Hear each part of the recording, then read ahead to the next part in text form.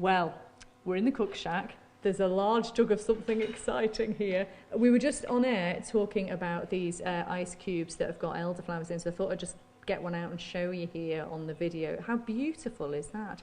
But we've got stuff to do, Beth. Right, we are making profiterole shells. Georgie, what do we need to do? Well, you need to eat one first, okay, Beth? Okay. So go on, put one in. All right. If I have to.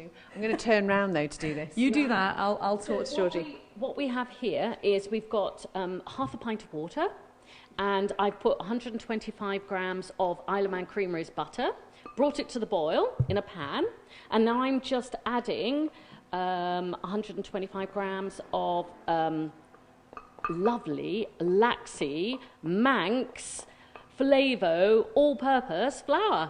And then we're going to just make, it's almost like a roux, okay? So we're just going to stir it in the pan, and when it starts to leave the sides of the pan, we're just going to put it aside for it to cool off, okay? So what amazes me about this is seeing you working on the Arga, because you can't control the temperature of this. Oh, but this is, you can actually, well, you learn, I mean, I was brought up with Arga, so what you do is, you just, if you need cooler heat, you just pull it off the simmering plate here, okay? Wow. So look, it's going to, see how it's all incorporated now. It's really good for those bat wings. Beth just joined us again. We're making mashed potato, Beth. She'd eat it. I would, to be fair. She knows me so well. So you see how it's now just sort of starting to come away from the sides? Yeah. You see? So now that means it's all absorbed. We're cooking down the starch, and we're going to now just take it off and just leave it to cool down, because we need to add our Manx eggs to that and whip it all up. Probably in the Kenwood, because we're lazy, aren't we? And then we can just put dollops on a tray and let it do its magic. Because I think there is that sort of a pre-perception, I suppose that's the word I'm trying to think of, that choux pastry is difficult to make. But do you not think it is? Look, if I can make it, and I'm not a chef, anybody can make it. So yes, no, it's very easy, and it's so exciting to see them in the oven just swell up into these beautiful big shells from nothing.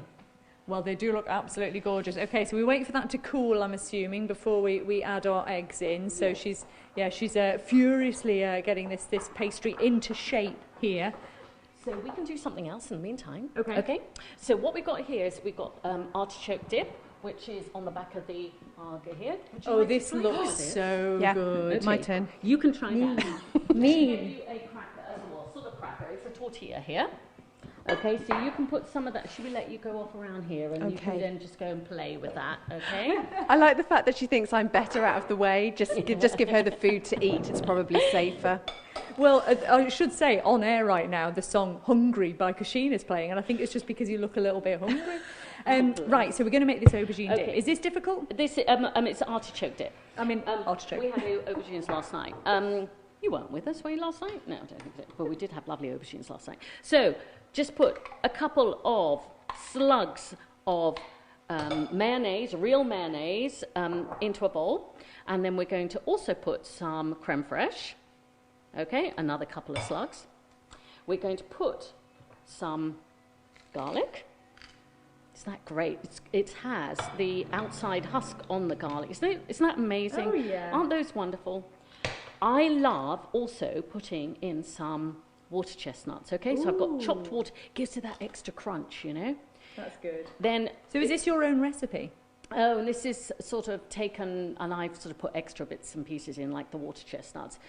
We used to make this in Cayman and Canada, so everybody seems to love it that come on the courses. So these are artichoke hearts in brine, and you can get these actually at local Andres stores. They're marvellous, and also at Robinson's. And is it better to use these than to get fresh artichokes? Presumably, would you have to cook them if you're getting fresh? Well, good luck if you can find fresh artichokes, I tell you, yes, especially in the middle of winter. Mm-hmm. So is she okay in there? I think she's eating too quickly. We're losing Beth. Was she inhaling that? She's really nice. Don't worry, we've only got 30 seconds before we go back on air, Beth. You'll be right. We've chopped up the artichoke hearts, okay? And then we're going to I've just picked some delicious lemon thyme, so that's going in. Is that straight from the garden? Straight from the garden. And we're going to put a little bit of herbs. This is just Provençal herbs, okay? And what else do we need to put in? We need to put in Parmesan. Lots of Parmesan, so we can grate loads of Parmesan in that, okay? This will take a while, so this is just to give you an idea. We need to do a lot more than that. We're essentially just like those cookery programs on TV, aren't we? Where you have to do sort of bits that are pre-organised and I think the great thing is that you don't need to put salt in this because in the Parmesan there's enough salt. Are you hungry? Well, yes, we are. If you are watching our Manx Radio Facebook page, we are live currently, and there is a storm being cooked up over here. It's just incredible. A very tasty storm, an edible storm. We're busy making artichoke dip. Beth is basically just busy eating everything. I was doing as I was told. Georgie has given me the official taste. Me too.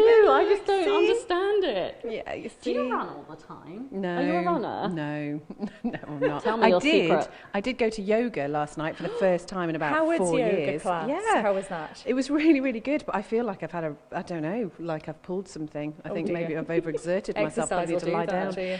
So we are currently making this artichoke dip then, and it sounds really complicated. It tastes amazing, and I am loving those little tortilla chip things you got going on there. Oh, do you? Oh, I'm really pleased about that. So those are just ordinary tortillas that we've just cut up and just sprayed with some 1 degree or whatever it is, calorie oil, and just put some salt and pepper and maybe some herbs on and bake them in the oven. So that's a great way of using up leftovers, isn't it? If you've got some of these hanging around in the cupboard, you think, oh, I need to throw them out. Actually, you don't. Just bake them up. Bake them up and put them in a tin, maybe with some of our, see all these things that we've got, the silicone drawers. From pairs of shoes. Oh, yeah. You put those in the tin and it takes all the moisture out as well. So save all the silicone from your new shoes. And of course, we love our shower caps, don't we? So people will not understand what we're talking about here. Genuinely, we are in a kitchen. I should just explain. We're at the cook shack in Bride at the moment. And we're just making this artichoke dip, which actually, it's just a case of sort of throwing everything in, isn't it, really? Just throw it all in, and we've got some lovely Worcestershire sauce, our Lee and Perrins. We're just going to put it all in, and then what you do is we'll put it into a little terracotta pot and bake it in the oven for about 30-40 minutes. And here's one I made earlier. Yeah, Beth made that one. And before we started making this, if you were watching us on Facebook, or if you missed us on Facebook rather, we were making the start of the profiteroles. We were making the pastry, weren't we? So if you go over to Facebook, you can see how we started the pastry. It's not quite finished yet. What do we still need to do to it? We need to add the eggs and then really whip it all up, whisk up till it's lovely and glossy, and then we're ready to put them onto the tray and just bake them in the oven at a very hot temperature. Do you know what I'd love? I'd love if, because we try and post up as many videos as we can from this, and also when we get them, we post the recipes up, and I've taken photos of today's recipes too. If you're listening, and if you have ever had a go at making any of the things that we do in the Cook Shack here, we would love to hear from you, especially any photos, or maybe some video, because I bet you'd love to see that, wouldn't you? Yes, and I'd also love to know what else everybody would like me to cook. Mm-hmm. Come and join us in the Cook Shack, come tell us what you'd like me to cook. Obviously, it can't be Chateaubriand or anything, beef Wellington, because we just don't have the time. But, anything that... Quick and simple, but that's what people want nowadays, isn't it? Anyway, quick and simple food, but with loads of local produce as well, as much of that as we can. Beth Martin is also with us from Smell Farm. And can you describe your ideal sort of dish for us? My ideal dish? I enjoy a homemade lasagna. Mm-hmm. That doesn't sound too complicated, Christy. Could you knock one of those up? Actually, I love lasagna because since I've been a pesky and just eat fish, a veggie lasagna, where especially if you actually use cottage cheese instead of ricotta, that's my little hint and tip for you there. It works very well. So we talked a little bit at the start of the show, Beth, about disability networks. Just tell us how this came into being and what it's all about. Well, the catalyst was actually a conversation between Georgie and I. And I don't know how it came up, but it became evident that there was no place that they'd ever pulled all the information that people might be looking for together. And I can actually remember, teasing her that she hadn't looked hard enough, which is just, But then I went away and thought, well, actually, this really does need doing. This really needs doing. So it took a long time to pull the information together. And then about 20 months later, we pressed the button and put it live. and people will find that on disabilitynetworks.info. And we now do a Facebook as best we can. And we also do a leaflet for those that have no techie skills or equipment. And that's tailored towards those that are more mature in years, because they're probably the ones that will need that more than the others. So what sort of information are we talking about here? What would you find on there? There's just masses. There's things like government support, finance, leisure. That's very popular. People like to look up to see what they can do, and what's available to them that they might not be able to access in the way that they used to be able to. There's mobility. Gosh, yeah, you'd have to have a look at the site because there's just so much. I can't read it all off. And that's just a real example of somebody taking the initiative and filling a real need there. So we'll post a link to that site on the Late Lunch blog. But Beth, thank you so much for being here. There's a glass of Pimm's coming our way, I think, Christy. Oh, look at this. I don't know what we're supposed to do with that, Georgie. Well, it was really just to show you the elderflower and the ice, but, you know... It's just about the visuals, obviously. It's visuals. It is about the visuals. And as I said, we are live on Facebook. Sarah's doing a marvellous job of covering everything that we're doing today. So we're going to crack on doing a few bits and pieces here, aren't we, Beth? I think let's take a little bit of a music break. I love listening to music when I cook. Yeah. Oh, hang on a minute, I don't cook. I do like music, though. I think we should hear some Blurred Lines. A good one we can dance to as well in the background. So this is Robin Thicke and Pharrell Williams.